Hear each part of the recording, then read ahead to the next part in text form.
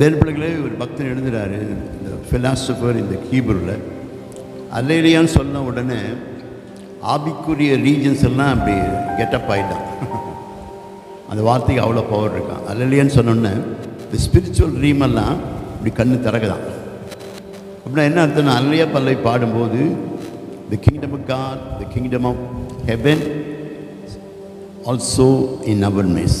அல்லையா நினச்சிங்க, நீங்கள் என்னமோ வாயத்தான் அல்லையா பாருன்னு நினைக்காதீங்க. அல்லையான்ற வார்த்தைக்கு the kingdom of gods within you, தேவனுடைய ராஜ்யத்தின் பார்வை உன் பக்கம் திரும்பிடுமா. அப்படின்னா அந்த ரீஜனுக்குள்ளே இருக்குன்னு யோசிச்சு பாருங்க. வெறும் இதை பாடாதீங்க, ஒர்ஷிப் மாத்திரம் பாட்டு பாடணும். ஒர்ஷிப் மாத்திரம் ஆவிக்குள்ள பாடணும், இன்ஹிம் அவருக்குள்ள பாடணும். அப்படி பாடும்போது தான் இந்த தெய்வ பிரசனத்தை உணர முடியும். தேவன் அந்த நேரம் தான் உன் தேவைகளை சந்தித்து ஆவியான ஒர்க் பண்ண முடியுமா. அல்லையா, எல்லாரும் கண்களை மூடி ஆவியை கொஞ்சம் தட்டி எழுப்பி தேவனுக்குள்ள போய் ஆவியானவரோடு சேர்ந்து பாடும். எல்லாரும் the presence of the Lord is moving right now. Hallelujah, amen. Hallelujah,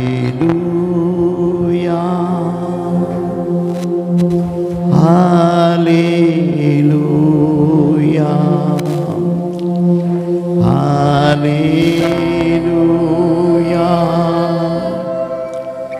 hallelujah.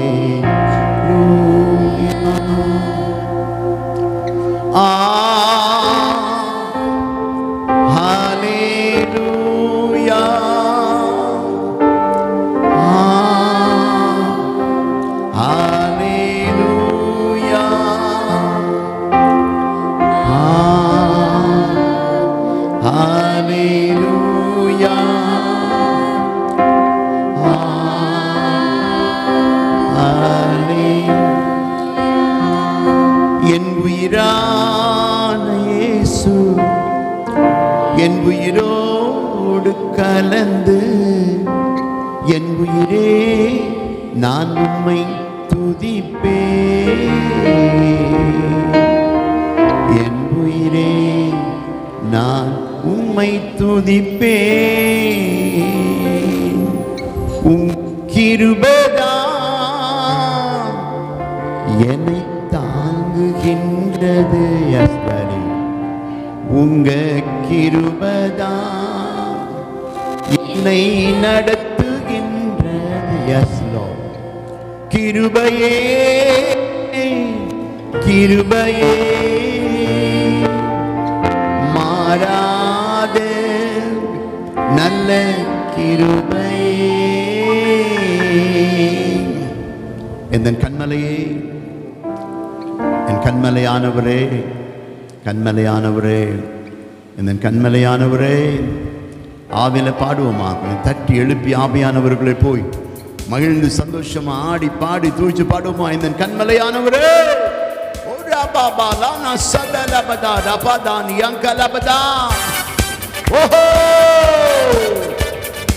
எல்லாரும் கரங்களை தட்டி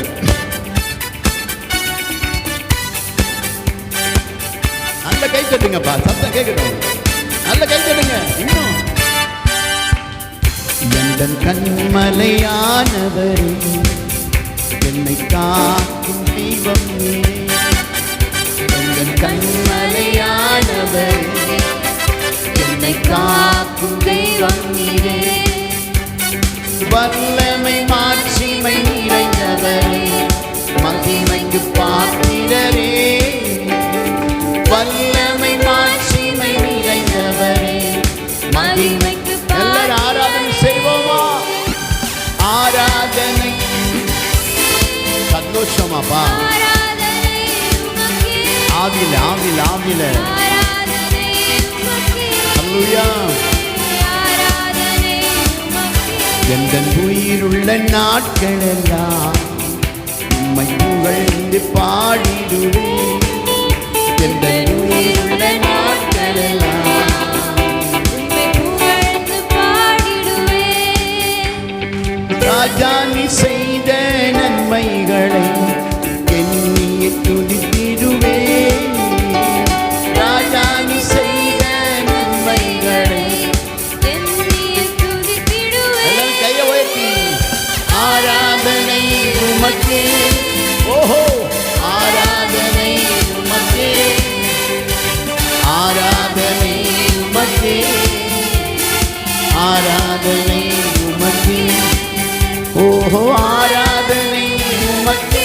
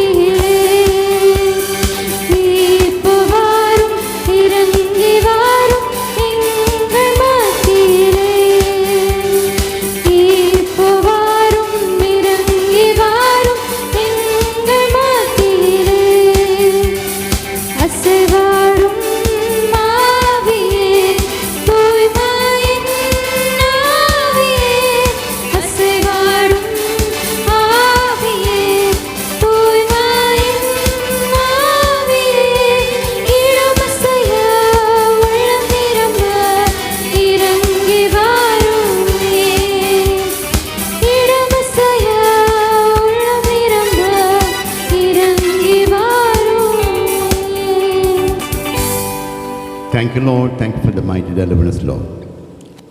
தேவ பிள்ளைகளை எல்லாரும் வருஷத்தின் கடைசி ஆதத்தில் வந்திருக்கிறோம்.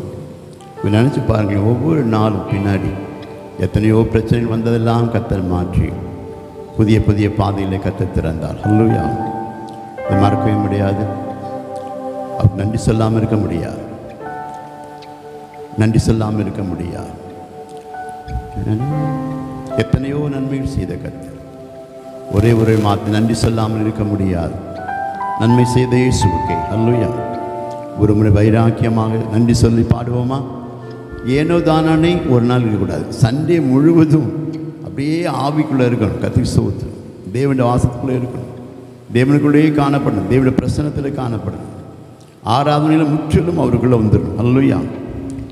நன்றி சொல்லாமல் இருக்க முடியாது. பாடுவோமா? ஹல்லேலூயா. எத்தனையோ நன்மைகள் செய்த கர்த்தர். ஹல்லேலூயா. ஆமென். எல்லாரும் கண்களை மூடி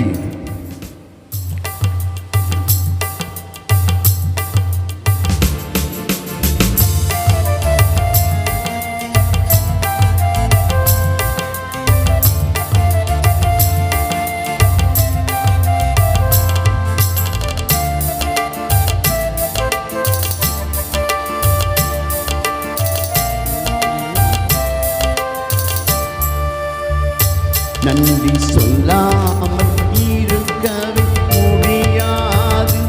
பல நன்மை செய்த இயேசுவே, நன்றி சொல்லாமல் இருக்கவே முடியாது. பல நன்மை செய்த இயேசுவே, நன்றி நன்றி நன்றி என்று சொல்லி நான் துதிப்பேன், நாள்தோறும் போற்றுவேன். நன்றி நன்றி நன்றி என்று சொல்லி நான் துதிப்பேன், நாள்தோறும் போற்றுவேன். எத்தனையோ நன்மைகளை என் வாழ்வில் செய்தார், ஏராளமாய் நன்றி சொல்வேன். எத்தனையோ நன்மைகள் என் வாழ்வில் செய்தார், ஏராளமாய் நன்றி சொல்வேன். அத்தனையும் நினைத்து நினைத்து நான் துதிப்பேன், ஆண்டவரை போற்றுவேன். அத்தனையும் நினைத்து நினைத்து நான் துதிப்பேன், ஆண்டவரை ஆண்டவரை போற்றுவேன். நன்றி சொல்லாமல் இருக்கவே முடியாது. பல நன்மை செய்த இயேசுவே, நன்றி நன்றி நன்றி என்று சொல்லி நான் துதிப்பேன், Praise the Lord. Hallelujah. எல்லாரும் தேவ பிரசன்னம் ஒரே ஹல்லேலூயா பல்லை பாடுறோமா? எல்லாரும் அவரை பாடுகிறோம் என்ற விசுவாசத்தோடு கைகளை உயர்த்தி ஆவிக்குள்ளே போய் பாடுவோம் ஒரே ஒரு பிரசனத்தினால். ஹல்லேலூயா. அப்படியே தேவ பிரசனத்தை உணர்ந்து பாடுவோமா?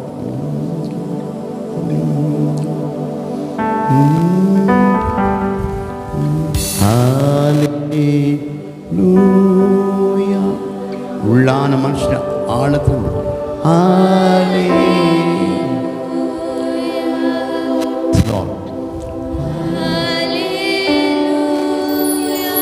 பரிசுத்த ஆவியான பிரசன்னம்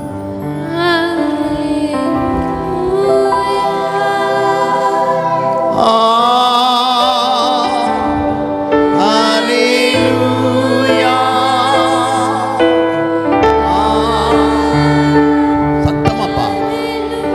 The presence of the Lord, the presence of the Lord.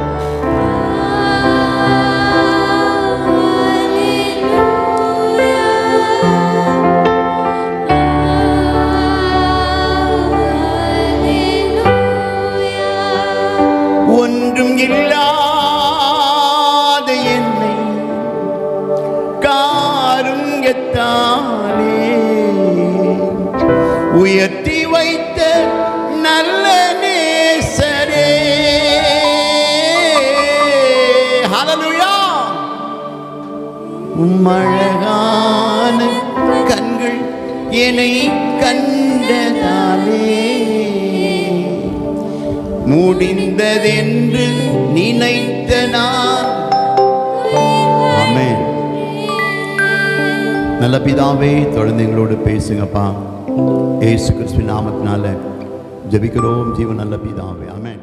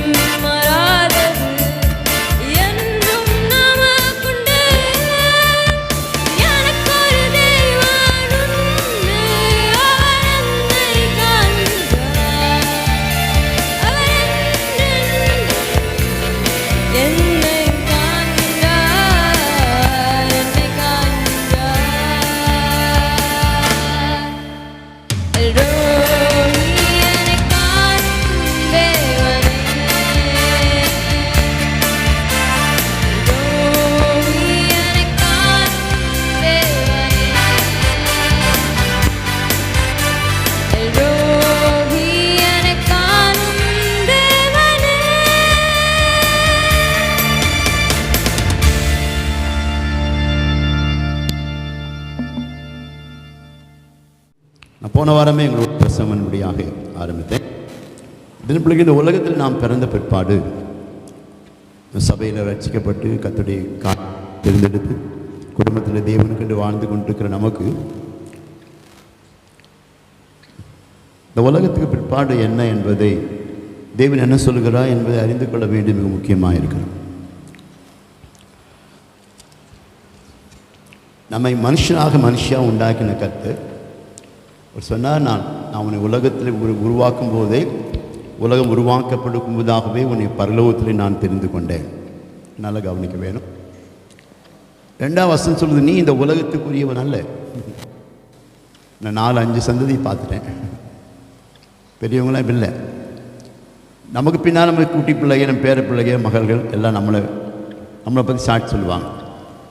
ஆனால் நம்ம இந்த உலகத்தில் தேவனுக்கென்று வைராக்கியமாக எல்லாமே விட்டு வாழ்கிறதுக்காக என்ன பலன் இருக்குது யோசிக்க. ரசிக்கப்பட்டோம், நல்லா இருந்தோம், ரசிக்கப்பட்ட மனைவி கல்யாணம் பண்ண சந்தோஷம் வந்து குழந்தை பெற்றோம், நம்மளும் சேர்த்து போயிட்டோம். அந்த தேவன் பிள்ளைகளை தேவன் மனுஷனை மாத்திரம் ஒரு வித்தியாசமான நோக்கத்தோடு தெரிந்து கொண்டான். அதுதான் கத்து உலகத்தை உருவாக்கும் போது let us make man in our image, எல்லாத்தையும் வார்த்தையினால உண்டாக்குனார். எபிரேயர் 11 வாசிக்கிறோம், through faith we understand the words were framed by only the word of God. வார்த்தையில் சொன்னால் உலகம் அண்ட சராசரம் உருவாச்சு. இன்றைக்கி உலகத்தில் இன்னும் கண்டுபிடிக்காதெல்லாம் தேவன் உண்டாக்குறது இன்னும் கண்டுபிடிக்கவே இல்லை உலகத்தில் யாருமே. நான் எதுக்காக சொல்லுன்னு சொன்னால், தேவன் பிள்ளைகளை நாம் இந்த உலகத்துக்குரியர் அல்ல. நமக்கு பிற்பாடு கர்த்தருக்காக வைராக்கியமாக வாழ்ந்ததுனால என்ன தான் சந்திக்க போகிறோம், நம்ம பார்க்க போகிறோமா, மறித்து போனப்போ நம்ம என்ன சந்திக்க போகிறோம், என்ன எங்கே இருக்கோம், எப்படி இருக்கணும் பார்க்க போகிறோமான்னு நினைக்கிறோம். ஆனால் தேவ பிள்ளைகளை அப்படி அல்ல. நம்ம உண்டாக்கின கர்த்தர் நமக்கு பிற்பாடு ஒரு பெரிய ஆசீர்வாதத்தை நமக்கு வைத்திருக்கிறார். இந்த உலகத்தில் டாப் மோஸ்ட் ஆசீர்வாதத்தில் வீழ்ச்சியில் இருந்தையோ அதுக்கான கோடிக்கணக்கு மேல் ஆசீர்வாதத்தை உனக்கு இந்த உலகத்துக்கு அப்பாற்பட்டு இருக்கிறார். அந்த என்ன பிள்ளைகளை இதை குறித்து நான் போன வாரமே டச் பண்ணேன். வசனம் சொல்லுது, என்ன வசதி வாசி முடிவு கேட்குறேன். 1 மைக்கெடுத்துக்கிட்டே பார்ப்போம். 1 தெசலோனிக்கேயர் புத்தகம் 3ஆம் அதிகாரம் 16-17 வாசிப்போம். நல்ல கவனிங்க. 1 தெசலோனிக்கேயர் புத்தகம் 3ஆம் அதிகாரம் 16-17. ஏனெனில் கர்த்தர் தாமே ஆரவாரத்தோடும் பிரதான தூதரோடும் சந்தத்தோடும் தேவ எக்காலத்தோடும் வானத்திலிருந்து இறங்கி வருவார். அப்பொழுது கிறிஸ்துவுக்குள் மரித்தவர்கள் முதலாவது எழுந்திருப்பார்கள்.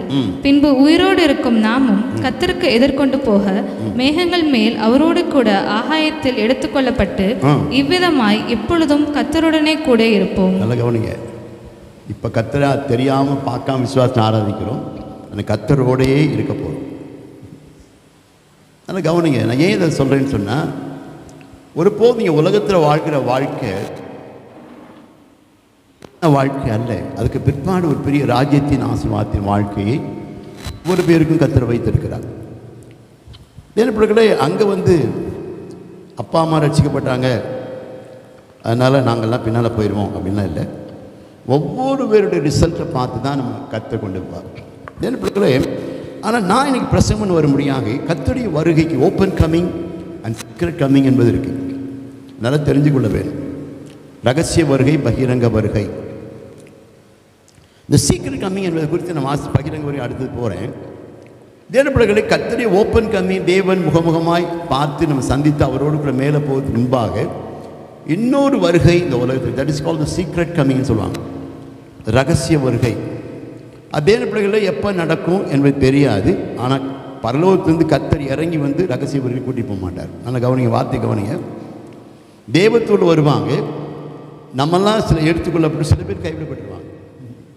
எதுக்கு சொல்லுன்னு சொன்ன தேவ பிள்ளைகளே, கைவிடப்பட்டாலும் அதோடு முடிஞ்சு போச்சா இல்லை, அதுக்கப்புறமும் ஒரு வாழ்க்கை இந்த பூமியில் இருக்குது. அப்போ தான் நம்ம ரகசிய வருகையில் போயிட்டோம்னா எப்படி இருப்போம், என்ன நடக்கும். இந்த ரகசிய வருகையில் என்ன நடக்கும்னு சொன்னால், நல்ல கவனிங்க. உலகத்தில் இருக்கிற ரட்சிக்கப்பட்ட ஜனங்கள், சபைகள் எல்லாத்தையும் கர்த்தர் எடுத்துருவார். சபைகளை கர்த்தர் எடுத்துருவார். ரட்சிப்பின் திட்டம் இருக்காது, பரிசுத்த ஆவியானவருடைய ஆளுகை இருக்காது, கர்த்தர் இருக்க மாட்டார். இதன்படி பிசாசின் ஆளுகை மாத்திரம் பூமியிலே இருக்கும். That's called the secret coming. Secret coming நடக்கும்போது தேவ பிள்ளைகளுக்கு தேவன் மத்திய வானத்தில் ஒரு ராஜ்யத்தின் ஆசீர்வாதங்களை உண்டாக்கி அங்கே கர்த்தர் ஜனங்களோடு கூட இருப்பார். மத்திய அதான் பிரசங்கம் பண்ண போவார். தேவர்களே, அந்த மத்திய வானத்தில் இருக்கும்போது கீழே 7 வருடம் அந்த நாட்கள் வருஷமெல்லாம் பைபிளில் சொல்லியிருக்கு. நான் பிரசங்கம் பண்ண போகிறேன்.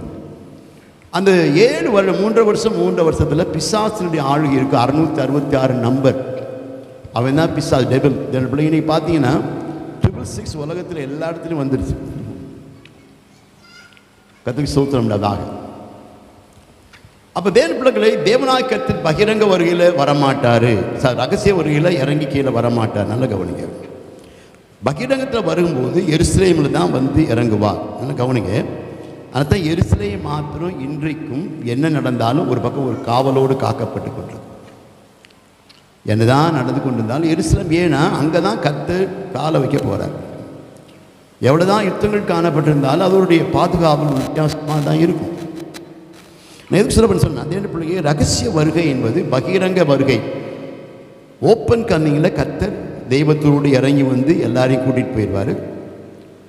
அது வருகைக்கு முன்பதாக தட்ஸ் கால்ட் தி சீக்ரெட் கம்மிங்கில் கர்த்தர் இறங்கி வர மாட்டார். தெய்வத்தில் வருவாங்க, ஆங்காங்கே தூக்கிட்டு போயிடுவாங்க. வசனம் வாசிக்கிறோம், 2 பேர் மாபரத்துக்கு ஒருத்தர் காணாமல் போயிடுவாங்க.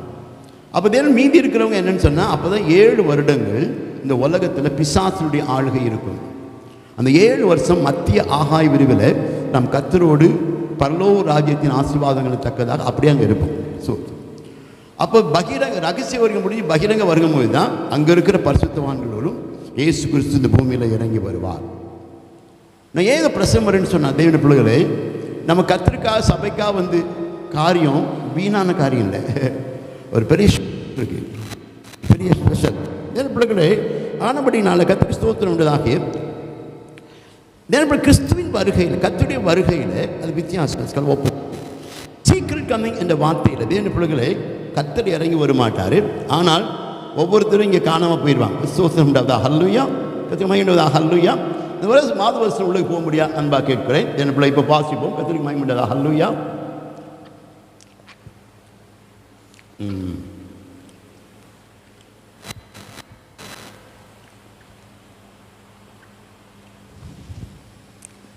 ஆமென். Praise the Lord.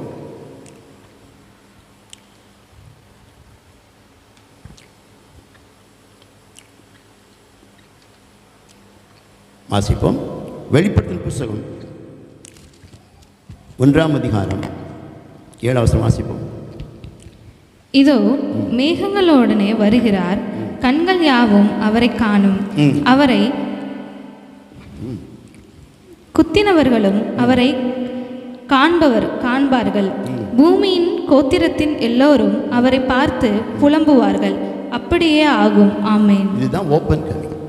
இப்போ வருகையில் எல்லா பேரும் அவர் வரும்போது காண்பார்கள். கர்த்தருக்கு ஸ்தோத்திரம் தான். நல்லா கவனிக்க வேணும். இந்த ஓப்பன் கம்மிங்கில் தேவத்தோடு பகிரங்கமாக எல்லாரும் காணும்படியாக இந்த பூமியில் இறங்கி வருவார். அல்லையா.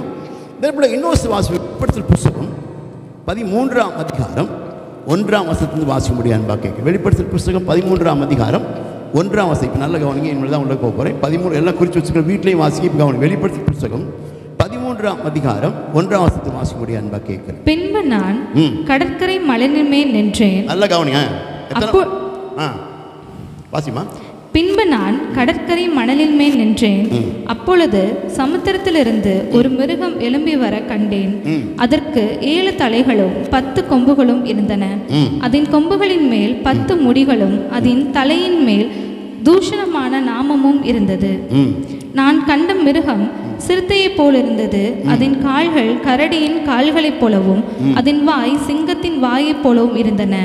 வலுசர்ப்பமானது தன் பலத்தையும் தன் சிங்காசனத்தையும் மிகுந்த அதிகாரத்தையும் அதற்கு கொடுத்தது. அதன் தலைகளில் ஒன்று சாவுக்கேதுவாக காயப்பட்டிருக்க கண்டேன். ஆனாலும் சாவுக்கேதுவான அந்த காயம் சொஸ்தமாக்கப்பட்டது. பூமியில் உள்ள யாவரும் ஆச்சரியத்துடனே அந்த மிருகத்தை பின்பற்றி அந்த மிருகத்திற்கு அப்படியே அதிகாரம் கொடுத்து வலுசர்ப்பத்தை வணங்கினார்கள். அல்லாமலும் மிருகத்திற்கு ஒப்பானவர் யார், அதனோட கூட யுத்தம் பண்ணத்தக்கவன் யார் என்று சொல்லி மிருகத்தை வணங்கினார்கள். பொறுமையானவர்களையும் பெருமையானவர்களையும் தூஷணங்களை துதிகளை பேசும் வாய் அதற்கு கொடுக்கப்பட்டது. அல்லாமலும் 42 மாதம் யுத்தம் பண்ண 42 மாதம் அல்லாமலும் 42 மாதம் 42 மாதம் யுத்தம் பண்ண அதற்கு அதிகாரம் கொடுக்கப்பட்டது. 42 மாதம்னு எத்தனை வருஷம் சொல்லுங்க பார்ப்போம். 3.5 வருஷம், 3.5 years. 3.5 years, 42 மாதம் இந்த பூமியிலே பலத்த ஆழி செய்வான். கிலோ வாசிமா 40. அது தேவனை தூஷிக்கும்படி தன் வாயை திறந்து அவருடைய நாமத்தையும் அவருடைய வாசஸ்தலத்தையும் பரலோகத்தில் வாசமாய் இருக்கிறவர்களையும் தூஷித்தது. மேலும் பரிசுத்தவான்களோட யுத்தம் பண்ணி அவர்களை ஜெயிக்கும்படிக்கு அதற்கு அதிகாரம் கொடுக்கப்பட்டதும் அல்லாமல் ஒவ்வொரு கோத்திரத்தின் மேலும் பாஷைக்காரன் மேலும் ஜாதிகள் மேலும் அதற்கு அதிகாரம் கொடுக்கப்பட்டது. கவனிங்க, இப்போ 3 வருஷம் எல்லாரையும் அழிக்கக்கூடிய பவர் இந்த பிசாசுக்கு இந்த பூமியில் இருக்குமா? 3 வருஷம் வருஷம்னு சொல்கிறாங்க. 3 வருஷம் உபத்திரவ காலம், இன்னொரு 3 வருஷம் மகா உபத்திரவ காலம். அப்போ இந்த உபத்திரவ காலம் மகா பூமியில் நடக்கிறதுக்கு முன்பதாக தேவனுடைய பூமியில் இருந்து சபைகள் பரிசுத்தவான்கள் நிறைய பேர் மேகத்திலே எடுத்துக்கொள்ளப்பட்டு மத்திய வானத்தில் இருப்பார். 7 years தேவனுடைய இதே அதிகாரத்தை வெளிப்படுத்தின புத்தகம் 11ஆம் அதிகாரம் அதில் கொஞ்சம் வாசி. முதல் 11ஆம் அதிகாரம் 3ஆம் வசனம் முதல்ல வாசிட்டு உள்ளுக்கு போவோம். வெளிப்படுத்தின புத்தகம் 11ஆம் அதிகாரம் 3ஆம் வசனம் வாசி. என்னுடைய 2 சாட்சிகளும் 2 வஸ்திரம் கொடுத்திருக்கவர்களாய் 1120 நாளளவும் தீர்க்க தரிசனம் சொல்லும்படி 1120 நாள் எத்தனை சொல்லுப்பாங்க? அது 3.5 years வரும். ஏன் சொன்னா அந்த பூமியில் அரசாளும் போது அப்போதான் எலியா ஏனோக்கு அந்த 7 வருஷத்துக்கு இறங்கி வருவாங்க. அப்படி சுவிசேஷம் சொல்லுவாங்களாம். அப்போ தேவ பிள்ளைகளே அப்போ நல்லா கவனிக்கணும். அப்போ இயேசுவின் ரட்சிக்கப்பட்ட ஜனங்கள் இருக்க மாட்டாங்க. ஒரு சில பேர் இருப்பாங்க, அடி வாங்கணும், மிதி வாங்கணும், குத்து வாங்கணும். அப்போ கர்த்தர் நாமத்தை மையப்படுத்த காத்திருக்கணும். அப்போ தேவனுடைய பிரசன்னம் இருக்காது, சபை இருக்காது, கர்த்தருடைய ஆளுகை இருக்காது. பிசாசுக்கு எல்லா ஃபோர்ஸும் 7 வருஷம் அவன் கண்ட்ரோல் தான் இருப்பான். சூத்திரம்டாதான் அப்பொழுது தான் அந்த 2 பேர் கீழே இறங்கி வருவார்கள். போட்டு திருப்பி அந்த கண்டினியூ பண்ணி வாசிமா. அல்லையா, என்னுடைய 2 சாட்சிகளும் 2 வஸ்திரம் உடுத்திக் கொண்டிருக்கிறவர்களாய் 1120 நாளளவு தீர்க்க தரிசனம் சொல்லும்படி அவர்களுக்கு அதிகாரம் கொடுப்பேன். எலியா ஏனோக்கு அவர் மரித்து போகல, அவர் கீழே இறங்கி வருவாங்க. அந்த 7 வருஷமும் தீர்க்க தரிசனம் சொல்லுவாங்க. அப்பயும் சில ஜனங்கள் ரட்சிக்கப்படுவாங்க. அப்பயும் ரட்சிக்கப்படுவாங்க மகிமையுள்ளதாக. தேவர்களே நல்லா கவனிக்க வேணும். கர்த்தருக்கு ஸ்தோத்திரமுள்ளதாக. இதை குறித்து நான் வாசிக்கும் போது ஹல்லேலூயா வாசிப்போம். ஒரு வசனம் வாசிக்க முடிய அன்பாக கேட்கிறேன். கர்த்தருக்கு ஸ்தோத்திரமுள்ளதாக.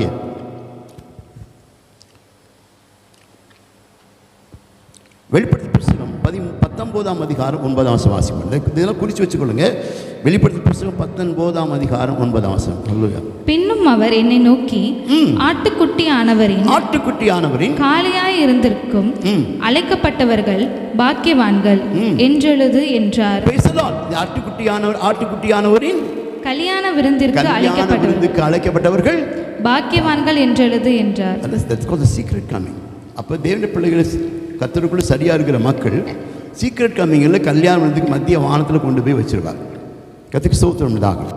தேவனுடைய பிள்ளைகளை இந்த மத்திய வானத்திலிருந்து வரும்போது கர்த்தருக்கு மகிமையாக பரலோகத்திலிருந்து கீழே தேவனுடைய ராஜ்யத்தின் ஆசீர்வாதம் இருக்கிறதை நாம் காண முடியும். ஹல்லேலூயா. வாசிப்போம். 2 புத்தகம் முதல்ல வெளிப்படுத்தல் 21:2 வாசிப்போம். வெளிப்படுத்தல் 21:2 வாசிப்போம். வெளிப்படுத்தல் 21:2 வாசிப்போம். யோவானாகிய நான் புதிய எருசலேம் ஆகிய பரிசுத்த நகரத்தை தேவனிடத்தில் நின்று பரலோகத்தை விட்டு இறங்கி வர கண்டேன். குறித்து சொல்லுங்க. வாசிப்போம். யோவானாகிய நான் பரலோகத்தில் இல்லை, பரலோகத்தில் எப்போ போறோம்னா ஓப்பன் கமிங் முடிஞ்சு தான் பரலோகத்துக்கு போறோம். அப்புறம் 1000 வருஷம் அரசாட்சி. இப்போ எங்க போட்டு திருப்பி வந்து வாசி. ஹல்லேலூயா.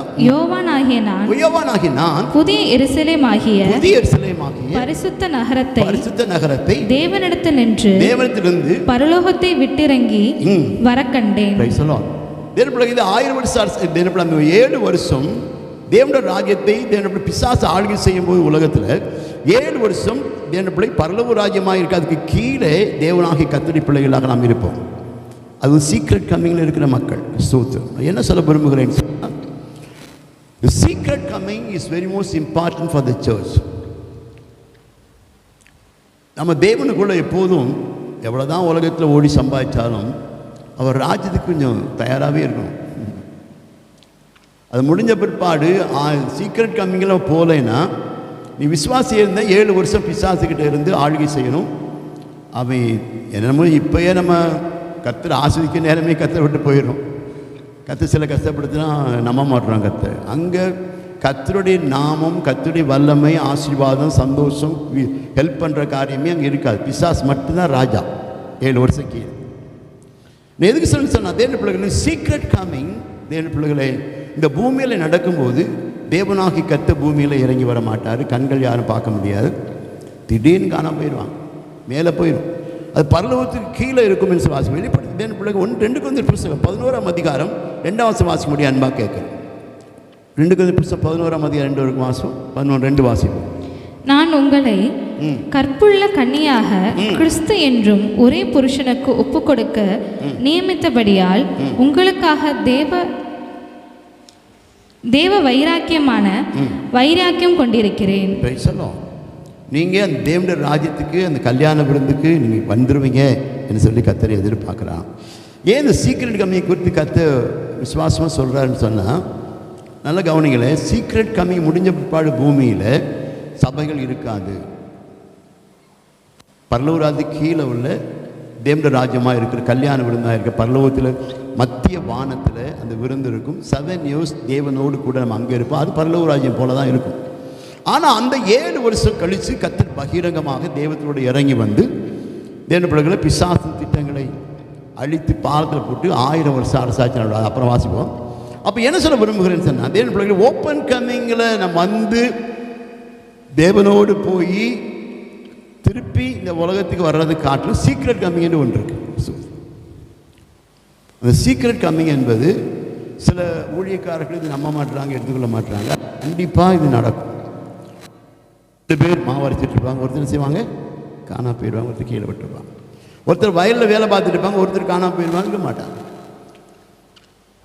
தேவ பிள்ளைகளே, நம்ம சபைக்கு வாங்கன்னு சொன்னாவே சபைக்கே வர்றதுக்கே யோசிக்கிறோம். எனக்காவது போய்க்கிறோம் சபைக்கு, சபை பேருக்கு தானே பாசப்பு ஜெபம் பண்ணார், வாரத்தில் ஒரு நாள் போய்க்கணும்னு நினைக்கிறோம். ஆனால் இப்படிலாம் பார்த்தா கர்த்தர் அவர் ஜீவ புஸ்தகத்தில் கவுண்ட் பண்ணிகிட்டே இருப்பார். நான் விளையாட்ட சொல்ல, நம்ம எவ்வளவு நம்ம குடும்பத்தோடு பிள்ளைகளோடு சின்சியராக இருக்கமோ அது கூட கர்த்தருடைய வார்த்தையிலும் சின்சியராக இருக்கும். That is most important. பாருங்கள், எல்லாருக்கும் வயசான பிற்பாடு தான் எல்லோரும் எல்லாத்தையும் விட்டு நான் தேவனை தேட போகிறேன், தாடி வளர்த்து நாங்கள் சாப்பாடு போட போகிறேன், நான் அங்கே போய் யாருக்காக உதவி செய்கிறேன், நான் அங்கே போகிறேன், மலைக்கு போகிறேன், இங்கே போகிறேன், இங்கே உபவாச கூட்டத்தில் 10 நாள் தங்குறேன். அதுக்கு முன்னால் அதெல்லாம் கிடையாது. ஏன்னா இந்த மரணத்தை பற்றி யோசிக்கும் போது எல்லாருக்கும் பயம் வந்துடும். சொல்கிறியா, இந்த மரணத்தை குறித்து நம்ம பயமே இல்லை, பயமே என்னை விட்டு அதை காரணம் பெரிய ப்ரொமோஷன் தான். ஆனால் தேவ பிள்ளைகளை நம்மெல்லாம் சபைக்குள்ளே ஏன் வந்திருக்கோன்னு சொன்னால், கர்த்தர் சொல்லுகிறாரு, இந்த சபையை நான் எடுத்துக்க போகிறேன், உங்களெல்லாம் கொண்டு போக போகிறேன், மத்திய வானத்தில் கொண்டு போய் வைக்க போகிறேன். தேவ பிள்ளை 7 வருஷம் முடிஞ்ச பிற்பாடு நான் திருப்பியும் ஆரவார சத்தத்தோடு தேவத்தோடு உங்களோடு இருக்கிற அந்த பரிவான வட்டத்தோடு இந்த உலகத்தில் இறங்கி வருவேன், கண்கள் எல்லாம் காணும். தேவ பிள்ளைகளை we are born to win. தேவ பிள்ளைகள் நம்ம ஏன் இதை நான் ஸ்ட்ரெஸ் பண்ணி சொல்கிறேன்னா, இப்போ வாலிப காலத்தில் கல்யாணம் பண்ணி பிள்ளைகள்லாம் குட்டி சும்மா இருக்குது, 40, 50, 60 தாண்டி 70 வரும்போது யோசிப்போம், சரி என்ன செய்யணும், எல்லாம் செய்ய வேண்டியதான் செஞ்சிட்டோம், நம்ம எப்படி இருக்க போகிறோம். தேவ பிள்ளைகளை அப்ராட்ல எல்லாம் பார்த்தீங்கன்னா பேரண்ட்ஸ் வந்து ப்ரிகாஷனாகவே ஆர்ஃபனேஜில் செட் பண்ணி வச்சுருக்காங்க. நல்ல அங்கே ஆறாக நடக்கணும், அங்கே நல்ல சர்ச் இருக்கணும், அங்கே போகணும் வரணும், வெளியே காலில் போகணும், அப்படி போயிடுறாங்க. என்ன சொல்ல விரும்புகிற தேவ பிள்ளைகளை, நாம் எல்லாருக்கும் இந்த உலகத்தில் வாழ்ந்து கொண்டு நமக்குள்ள உலகத்தில் ஒரு முற்றுப்புள்ளி இருக்குது. மறந்துடாதீங்க, முற்றுப்புள்ளி இருக்குது. முற்றுப்புள்ளியில் வந்து அது நம்ம பாசிட்டிவ்குள்ளே போயிடணும், நெகட்டிவ்ல போகக்கூடாது. வருகைக்கு முன்பதாக சீக்ரெட் கம்மியில் எடுத்துக்கொள்ளப்படும். அதுக்கப்புறம் இங்கே இருந்தோன்னா ஏமாச்சஸ் இருக்காது, ஏஜிச்சஸ் இருக்காது, கேத்தலிக் இருக்காது, சிபிஎம் இருக்காது, எந்த பிரச்சனையும் இருக்காது, எந்த கூட்டமும் இருக்காது, வெறுமையாக இருக்கும். ஆவியான இல்லை, கர்த்தர் இல்லை, சபை இல்லை, சந்தோஷம் இல்லை, தேவ சமானம் இல்லை, பிசாசு கிரேட் ஆளுகை. 7 years 666 எண் உலகம் பூரா வந்துடுச்சு. இப்போ 666 எண். எங்கே போனாலும் சொன்னாங்க உங்களை கண்டுபிடிச்சிடுவான் உலகத்தில். மோடி வந்து எல்லாம் கார்டு போட்டார், வாட்ஸ்அப்பில் பார்த்தோன்னா உலகத்தை எல்லாத்துக்கும் நம்ம தெரியுது, உலகம் பூரா. இப்போலாம் சிப்ஸ் வச்சுட்டாங்க, உலகம் மண்டையில் ஏற்றிடுறாங்க, கையில் ஏற்றிடுறாங்க. நீங்கள் ஏர்போர்ட்டில் எங்கே போனால் ஒரு ஹிஸ்ட்ரி அப்படி சொல்லுது. நீங்கள் வாட்ஸ்அப்பையும் காமிக்கணும், ஒன்றும் காமிக்க வேணாம். இதேபோல் ஏன் சொன்னால் இந்த பூமியில் தேவன் எல்லாப்படி செஞ்சு இந்த பூமியில் இறங்கி வரும்போது எருசலேமுக்கு தான் வருவார். எருசலேமுக்கு தான் தேவன் பிள்ளை கர்த்தருடைய ஆளுகை இருக்கும், கர்த்தருக்கு மகிமையிடம் தான். எருசலேம் தான் உலகத்தில் மிடில் இருக்குன்னு சொல்கிறாங்க. தேவன் பிள்ளை எருசலேம் தான் இறங்குவான்னு சொன்னால், அதனால தான் எருசலேமு என்ன தான் பிரச்சனை வந்தால் ஒரு சேஃபாகவே கர்த்தர் ஒரு பக்கம் வச்சுருக்காரு. எருசலேமில் வாழ்க்கையில் பார்த்தீங்கன்னா எருசலேமில் ஒரு 80% ஏசாமி ஏற்றுக்கொள்ள மாட்டுறாங்க. சவுத்தில் முட்டிகிட்டே திடுறாங்க. ஏசாமி இல்லை, அவர் சாதாரண ஆள், அவர் ஷப்பன் மாதிரி தான் அப்படி. ஆனால் தேவன் பிள்ளைகளே, ஆனால் கர்த்தருடைய பிரச்சனை வேறு, கர்த்தருடைய யோசனை வேறு, கர்த்தருடைய காரியம் வேறு, கர்த்தருக்கு மகிமையுள்ளதாக. ஆனால் இன்னைக்கு யூதர்கள் நிறைய பேர் கர்த்தர் ரட்சிக்கப்பட்டு வர்றாங்க, நிறைய ஊழியத்துக்காரர் வர்றாங்க. ஆனால் தேவன் பிள்ளைகளே, இந்த பூமியில் சீக்ரெட் கம்மிங் என்பது 100க்கு 100 இருக்குது என்பதை மறந்து விடக்கூடாது. தேவன் பிள்ளை யோவான் சுவிசேஷம் 3ஆம் அதிகாரம் 29ஆம் வாசிக்கக்கூடிய என்பதை கேட்குறேன். யோவான் சுவிசேஷம் 3ஆம் அதிகாரம் 29ஆம் வசனம். மணவாட்டியை உடையவனே மணவாளன், மணவாளனுடைய தோழனோ அருகே நின்று அவருடைய சொல்லை கேட்கிறவனாய் மணவாளனுடைய சத்தத்தை குறித்து மிகவும் சந்தோஷப்படுகிறான். எவர்கள் தேவனுக்கு பிரியமாக இருக்கிறானோ அவனுடைய சந்தோஷம் வித்தியாசம். ஆனால் கர்த்தர் சொன்ன, நான் சமாதானம் இந்த உலகத்துக்குரியது அல்லன்றாரு. ஒரு தேவன் பிள்ளை உலகத்தின் ஆசீர்வாதம். இன்னைக்கு பெரிய பெரிய பணக்காரன் ஊழியக்காரெல்லாம் பூரா சீரியஸில் படுத்திருக்கான். நான் பார்ப்பேன் யூடியூப்பில், எவையும் உலகத்தில் பெரிய பணக்காரன் எல்லாம் யூடியூப் படுத்து ஆன்னு கம்பியை படுத்திருக்காங்க. இவன் தான் இத்தனை கோடி பணக்காரன், குளுக்கோஸ் ஏறினா தான் அந்த உயிர் போயிடும். எதுக்கு சொன்ன தேவன் பிள்ளைகள், இந்த உலகத்தில் என்ன தான் ஆதாயப்படுத்தினாலும் தேவனுடைய சந்தோஷத்துக்குள்ளே இருக்கிற அதை ஆதாயப்படுத்துகிற தேவனுடைய பிள்ளையாக இருக்க வேண்டும். எதை செஞ்சாலும் இது கர்த்தருக்கு பிரியமானதான்னு கண்டுபிடிக்கணும். எதையெல்லாம் தப்பெல்லாம் செஞ்சுட்டு கர்த்தரை பார்த்துக்குவான்னு இருந்துன்னா சீக்கிரட் கம்மி வரைக்கும் அதுக்கப்புறம் பார்க்க மாட்டார். அப்புறம் நீ தான் பார்க்கணும், 7 வருஷம் இங்கே தான் பூமியில் இருக்கணும். அப்புறம் திருப்பி வரும்போது தப்பி தவறி வந்தால் தான். சீக்கிரட் கம்மியில் ஓடிட்டோம்னா நம்மெல்லாம் சேர்ந்து தான் பூமியில் அவரோடு கூட பகிரங்க வருகையில் வருவோம். இதில் ஒவ்வொருவருக்கும் ஒரு வித்தியாசமான ஒரு வாழ்க்கையை தேவன் வைத்திருக்கிறார். என்ன இதுக்கு எதுக்கு பிரசவம் இல்லைன்னா ஒரு பயமுறுத்துக்காக இல்லை. நம்ம தேவன் பிள்ளையை நமக்கு பிற்பாடு ஒரு தேவனுடைய ராஜ்யம் என்பதை கர்த்தர் விசேஷமான ராஜ்யம் அமைத்திருக்கிறார்.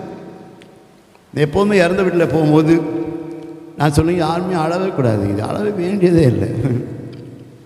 என் மருமை இறந்துக்கலாம், நான் ஒரு தடவை பார்த்த அளவோடு அப்புறம் விட்டுட்டேன். பெட்டியில் எல்லாம் என்னையா தெரியும், அவள் ஒரு பெரிய ப்ரொமோஷனில் போயிட்டாங்க. நம்மலாம் ப்ரொமோஷனில் போகிறாங்க. எட்வின்கான எத்தனை வருஷம் முதல்ல இருக்க போகிறாரு. எனக்கு ஒரு பெட்டி வைக்க தான் போகிறேன். இன்னும் எத்தனை 20 வருஷமோ 30 வருஷமோ நமக்கு ஒரு பெட்டி வச்சுருவாங்க, நம்மளை கொண்டு போய் வச்சுருவாங்க. தேர்ப்பிள்ளை ஐயோ முடிஞ்சு போச்சு. இல்லை, அதுக்கப்புறமேல தான்ப்பா ஒரு பெரிய ராஜ்யம் இருக்குது. அதுக்கப்புறமேல் தான் தேவனுடைய ஆசீர்வாதத்தின் ராஜ்யம். அதுக்கப்புறமேல தான் நம்ம வாழ்க்கையே தொடங்குது. அப்போ தான் தேவனுடைய ஆசீர்வாதத்தின் மகிழ்ச்சி, சந்தோஷத்தை, அவருடைய திட்டத்தை அப்போ தான் புரிய போகிறோம். 1000 வருஷம் அரசாட்சியில் நல்ல கத்திரிக்கணும் ஊழி சொன்னால் அமெரிக்காவில் பிரசிடெண்ட்டை போடுவார். நான் அமெரிக்கா மட்டும் போகவே மாட்டேன். ஏன்னா என் பிள்ளைகளாம் கனடாவில் தான் நான் பெரிய ஆளாக இருக்கணும் வரையில். அவனு இப்படி ஒரு சந்தோஷம் தேவன் வைத்திருக்கிறான். தேவ பிள்ளைகளே, நீங்கள் வேலை செய்யும் போதெல்லாம் நான் சீக்கிரட் கம்மிங்கில் தயாராக இருக்கிறேன்னா, ஆஃபீஸில் வேலை செஞ்சுக்கிட்டே இருக்கும்போது என் குடும்பம் முழுவதும் அப்படியே கத்தை தூக்கிட்டு போயிடணும். இந்த 7 வருஷம் பூமியில் பிசாசு நாளைக்குள்ளே சிக்கக்கூடாது, பிசாசுக்கிட்ட மாட்டிட்டு முழிக்கக்கூடாது. அங்கே போய் 7 வருஷம் பரலோகம் போல மத்திய வானில் இருந்து அருகையில் திருப்பி அவரோட வரணும். ஆனால் சீக்ரெட் கம்மிங் என்பது சந்தேகம் இல்லை, கண்டிப்பாக நடக்கும், கண்டிப்பாக நடக்கும். ஆனால் நான் சொல்கிறேன், நீ சபைக்கு வர்றது, ரட்சிக்கப்படுறது, பைபிளை வச்சுருக்கிறது, கர்த்தரை நம்பி வாழ்கிறது, கர்த்தரை நோக்கி ஜெபிக்கிறது, பெற்றுக்கொள்வது தான் வாழ்க்கை வீணே கிடையாது. கர்த்தர் மார்க் போட்டே வருவார், டிக் போட்டே வருவார், டிக் போட்டே வருவார். தேவ பிள்ளைகளை ஆனபடினால தேவன் முன்னோடு கூட இருக்கிறார் என்ற விசுவாசம் மாத்திரமல்ல, தேவனோடு நீ இருக்க போகிறாய் என்ற விசுவாசம் உனக்குள்ள இருக்கு. தேவனோடு இருக்க போகிறாய் என்ற விசுவாசம், தேவனோடு இருக்க போகிறாய் என்ற விசுவாசம் இருக்கும். கதை சோத்தம் தேவ பிள்ளை பாரு, சில இடத்துலலாம் கல்லறையெல்லாம் பார்க்கவே மாட்டுறாங்க. கல்யாணம் முடிஞ்சு போச்சு, கல்றையாக முடிஞ்சு போச்சு, அப்படியே தான் முடிஞ்சு போச்சு. கர்த்தருக்குள் அது இந்த சீக்ரெட் கமிங் முடிஞ்ச பிற்பாடு பகிரங்க வருகமாக 7 வருஷம் கழித்து கர்த்தர் இந்த பூமியிலே இறங்கி வருவார். அது நாளைக்கு அடுத்த வாரம் பார்ப்போம். ஆனால் சீக்ரெட் கம்மிங் என்பது உண்மையாக நடக்கும். விளையாட்டை நினச்சிடாதீங்க. கத்தி ஸ்தோத்திரம். விளையாட்டை நினைக்காது, விளையாட்டை நினச்சிடாதீங்க. தேவன் அவர் வருகையில் நான் கூட்டி போகிறதுக்கு கர்த்தர் ஆயத்தமாக இருக்கார். சீக்கிரம் கம்மி ரெடி ஆயிடுவோம். நம்ம ஆசிப்பார் எல்லாரும் எழுந்து நிற்போமா? ஹல்லேலூயா, ஹல்லேலூயா. இப்போ ரேமா சர்ச் காணாமல் பாஸ்டர் காணா போயிடுவார்.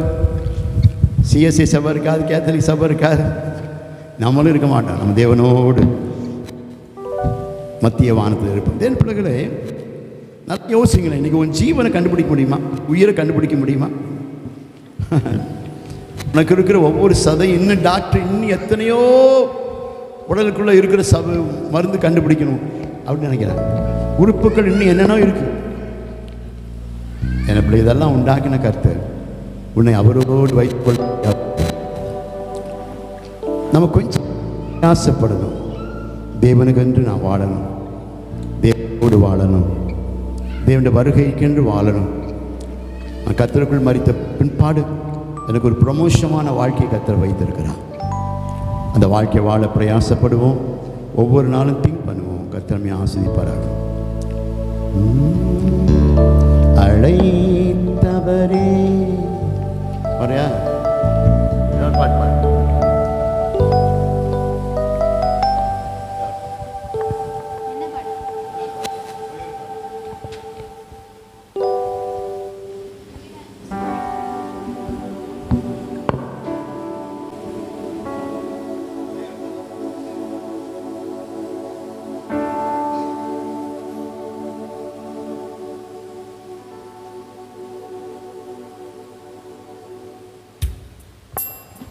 Yes.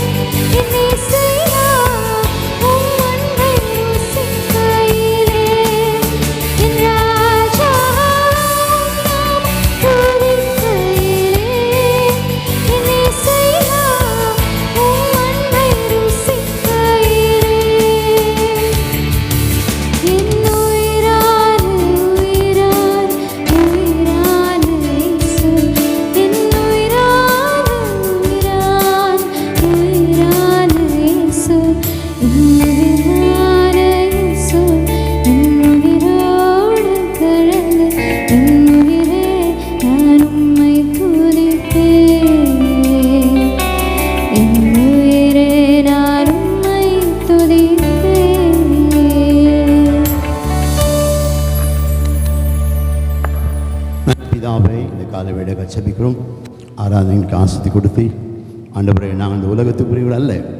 ஒரு நாள் நாங்கள் தேவனோடு ராஜ்யத்தில் இணைந்து ஆசீர்வாதமான திட்டத்துக்குள்ளே காணப்படுகிற பிள்ளை என்பதை அறிந்து இந்த உலகத்தில் வாழ உதவி செய்யும். இந்த உலகத்துக்கு பிற்பாடு எங்களுக்கு பெரிய ஆசீர்வாதத்தின் திட்டங்களை கர்த்தர் வகுத்து வைத்திருக்கிறார் என்பதை விசுவாசித்து அதை நோக்கி சரியாக உலகத்தில் ஓடி முடிக்க உதவி செய்யும்.